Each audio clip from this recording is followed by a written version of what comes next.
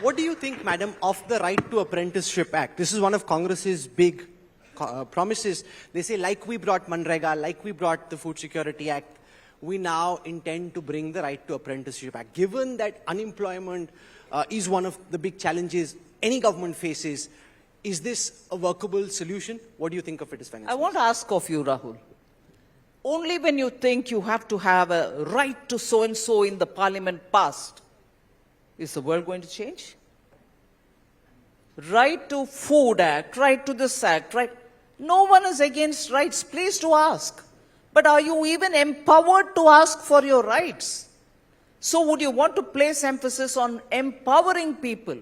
Give them the basic facilities across the board for everybody. Once you bring this right, and once you don't implement it, which is what they did, they brought all the right and kept crowing about it. Tell me how ineffectively they've used Manrega.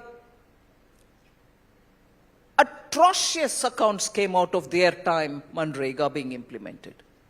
And now when it is being properly implemented, particularly because of the context being COVID, for instance, they mock at you saying, there you go, we brought the act and you don't even give us credit, but you're using it. Array, extreme, once in 100-year kind of a situation, you use that.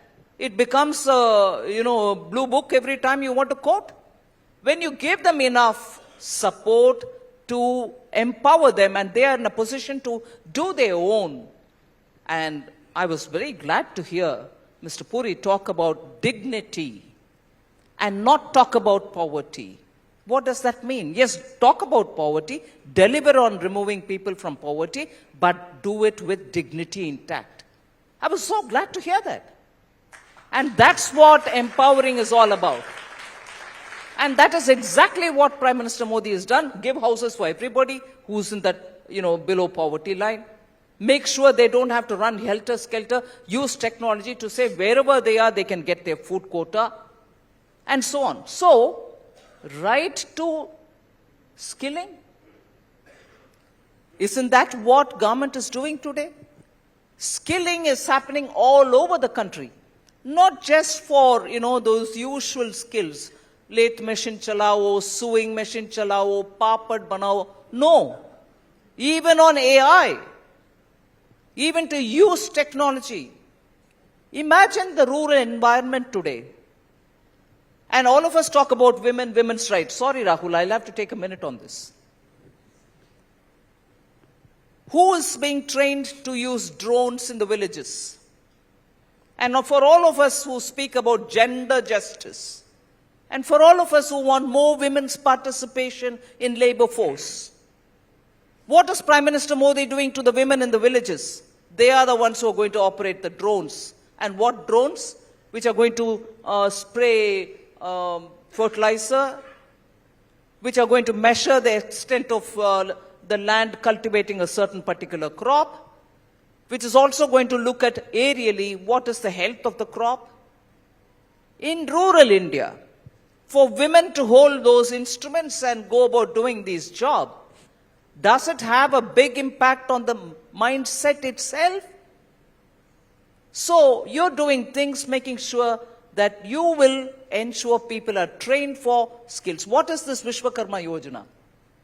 Where people who are doing their jobs with bare hands or with minimum tools, you're giving them better market access, better training them, better modern equipments, and making sure that they will get a toolkit worth 15,000 rupees, 500 rupees during the skilling, no rights act business, 500 rupees per day during the training session. So you are able to see what impact this Vishwakarma is having on the ground, and then now say, no, I'm bringing a right for it. No right in the parliament, no passing of any law, it's happening in the ground. Let's talk about delivering things. We put everything in the right bracket and never delivered. And we can always speak about, I have given the right, but you have not delivered. Before she became finance minister, Nirmala Sitharaman, I'm sure most of you remember, used to be a highly pugnacious spokesperson of the Bharatiya Janata Party. As finance minister, she puts on a more sophisticated financial avatar. It's at moments like these that the political boxes, the gloves come on, and then she's throwing some political punches. So thank you for that. Madam Finance Minister. Ensuring by saying a thank you that I don't come up with one more on him. Madam Finance Minister, recently we got to know the identity of the donors in the electoral bonds. And as I was scrutinizing the list, there are a couple of questions that I'm sure are in the minds of everyone here. A, the fact that the BJP gets the large majority of the funding, which can be partly explained by the fact that you're the party in power and everybody wants to be with whoever they think can win. But there are two other questions. One, that the country's major corporate groups, and I don't want to name any one or two, but the big funders who you'd imagine are the ones who are spending their money because it's now through white channels, are not on that list.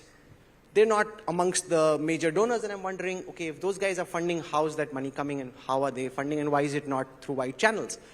The second question, Madam Finance Minister, is this, that out of the 30 top funders, 14 corporates had some kind of investigative agency chasing them for some case, which would lead everyone sitting here to wonder whether this is some kind of a buy or sell some protection. If these agencies are chasing you, fund through the electoral bond route in the hope that you can buy yourself some protection. Now, the Modi government's promise was, we will not let this happen. No way, no crony capitalism. And yet the data seems to be telling a story which leads to many questions, Madam Finance Minister.